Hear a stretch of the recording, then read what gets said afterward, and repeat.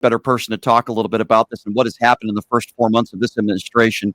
His name is Daniel Coe. He is the former deputy assistant to President Joe Biden, and it is a pleasure having Daniel joining us on the show right now. Thank you so much for being here, Daniel. How are you? Brian, thanks for having me. Appreciate you being here. I wanted to get your first reaction to this. It appears as though we are going to be involved in a war with Iran. Donald Trump came into office promising he would be a no-war president and he would be a peace president. What is your reaction to what is transpiring here over the course of the last 24 to 48 hours? What I think is really concerning is not necessarily a decision about military action, which I think is not well thought out to begin with President Trump, but the way it seems like he's made this decision, right? And you can't trust what he says, so you can look at the reporting that's been out there. Things like, he saw the way Israel attacked Iran and he thought it was impressive, so it changed his mind. Or, you have Secretary Rubio out there saying that we didn't have anything to do with it, and then he comes out and says they have everything to do with it. It just gives no confidence to the American people whatsoever that this is a president who is thinking things out thoughtfully. Remember, this is a president who memos were seen to be, if they're more than one page, were seen to be too voluminous, and that people were trying to figure out ways for him to read basic memos, right? So, when you're putting American lives at risk, not just people at home, but military abroad, you have to have someone who's thinking through these things very rationally and thoughtfully, and there's just no evidence that this president is doing so. Agree. So, Daniel, every single day, as someone yourself who worked in the Biden administration, it seems like almost every day Donald Trump wants to blame Joe Biden for all of his problems. He wants to blame Joe Biden for inflation. I just gave the numbers out there. Inflation's up to 3%. Growth is down 1.4%. Unemployment up to 4.5%. Joe Biden, as you know, left Donald Trump with a good economy, a very similar economy, by the way, to the economy Barack Obama left Donald Trump. What do you make of the fact on a daily basis, as someone who worked in his Joe Biden's administration, where Trump wants to blame you guys for all of his problems? Look, I think part of this is politics. I get it. Every administration tries to blame the previous administration. I think President Biden was a lot less like this than President Trump. I'm obviously biased, but that's the way I feel. Look, I think the sad reality is we are in a situation where a lot of people, especially MAGA Republicans, are all getting their information from sources that aren't objective, right? And so they know, the president knows that if he can just blame President Biden for everything, the wheels will turn for the sources that he needs to push out that information. The reality, though, is I think people are increasingly not fooled, right? You see it in the numbers don't lie. The approval ratings for President Trump are some of the lowest they've been since his administration began. It's the lowest of any president at this point in modern history. And so I think people are not fooled, especially those independent voters that candidly Democrats are going to need in 26 and 28 to win back. I wanted to ask you, and this is not the most important issue facing the country or the world right now, but I do want to ask you about it. The book that Jake Tapper put out, which I thought was pathetic. I'm going to be honest with you, Daniel. I thought it was a money grab, and I think it's a joke. But I think we all could agree, Daniel, and you tell me if you disagree. Yeah, Joe Biden's not the same guy he was 4 years ago, 5 years ago, 10 years ago. He's in his early 80s, right? But I'm not a doctor. You're not a doctor. But yet it seems like we have a lot of doctors on Fox News and OAN and Newsmax.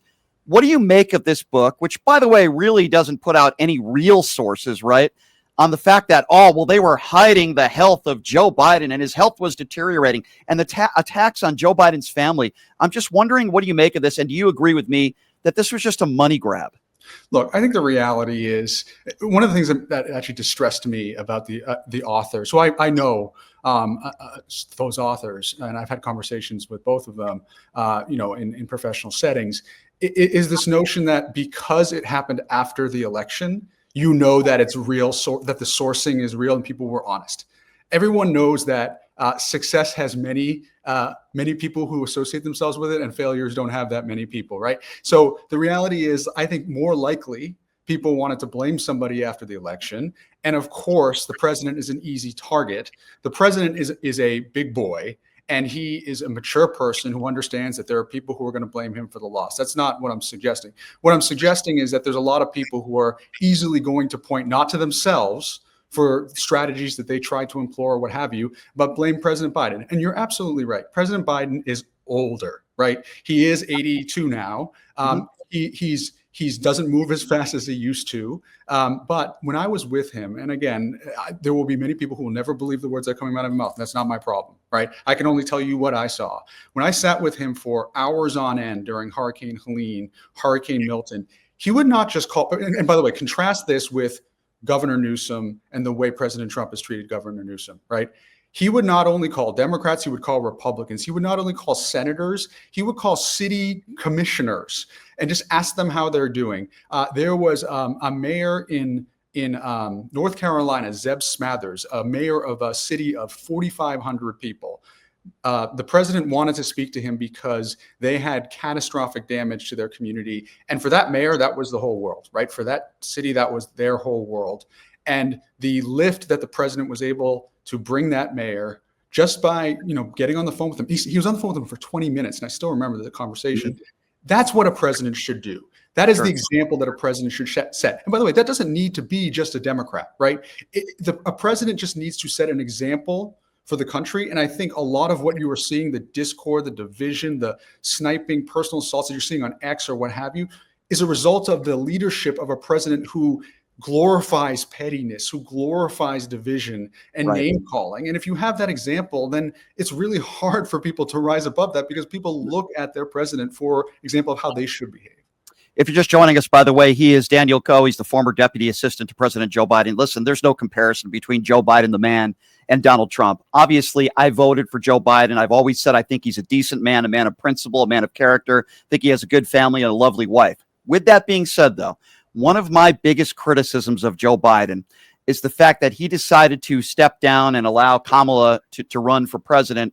I thought he waited too late, Daniel. I'll be honest with you. I think it tarnishes in an aspect of his legacy. Again, I think he's a very good man. I thought he was a good president. Why do you think he waited so late to do so? And do you agree with me that looking back on it, it was a mistake and he should have allowed people a little bit more time to find out who would be running against Donald Trump? What do you say to that? Do you disagree with me on that? Well, look, knowing the outcome now, there's obviously a lot of conversations that we could have. And for me, I don't, there's plenty of scenarios, so I don't really want to go through every single one that could potentially exist. What I do want to say, though, is that I was fortunate enough to work with both President Biden and Vice President Harris, and with Vice President Harris's team during the kind of home stretch, so to speak, after the switch happened. There were so many barbs thrown at Vice President Harris, her family, the second gentleman, et cetera. She is an incredibly tough person and an incredibly high standard for her team. And I can't even tell you how many times I either was sitting in a room or was personally, questioned about a memo that one of us wrote about prep for, I went with her to Charlotte, North Carolina during the hurricane recovery. She demanded excellence on everything that she did. She read every piece of the memo and she would know if there was a mistake in there or a question that wasn't filled. That's what you want in a president, somebody who understands the burden of the responsibility that he or she has every day and is going to take that responsibility incredibly seriously and hold their staff to that. So there was this Washington Post article I remember during the campaign with some people who used to work for her saying, oh, she was too harsh or whatever. You want someone with an incredibly high standard in that. The notion that you wouldn't want someone to keep their staff to the highest standard is just absurd. So look, there's still a lot to be written about 2024. And I'm not going to say that there weren't mistakes made, but we had two incredible leaders. And I think, in this media environment, there's a lot that's said now that I think is pretty unfair. Yeah, listen, I think Harris, again, I think she would have been a great president. I think she would have done a really good job. It's why I voted for her. Now, I'll be honest with you, I probably would have voted for a ham sandwich over Donald Trump, but I like Kamala Harris, and I think she would have done a fine job. Let's look forward now. Let's look ahead instead of backwards. And I want to talk to you a little bit about the midterms coming up.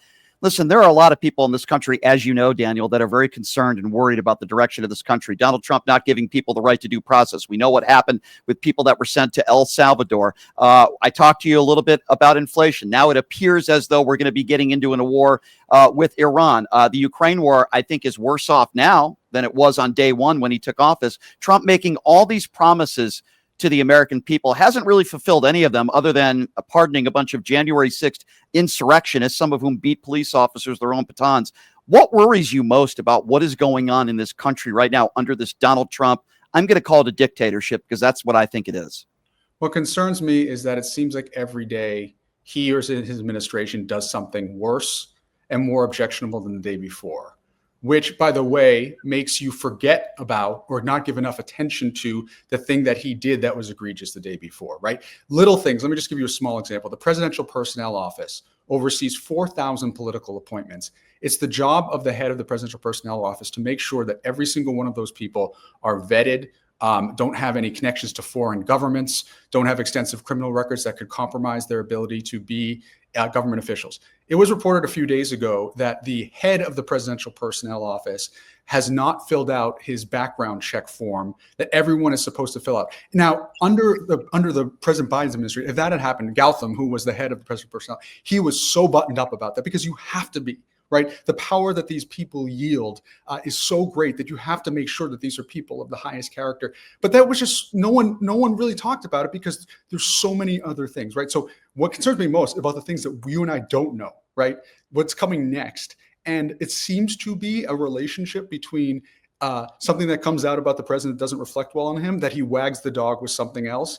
And so as things become more serious, as his numbers start falling even more, what I worry about is the things that you and I don't know yet that's to come, that the next day we may forget about because something else comes up. You know, I always would say under the Biden administration, there were so many people like you, so many competent people with great resumes and distinguished people with character, with a moral compass that worked under Joe Biden.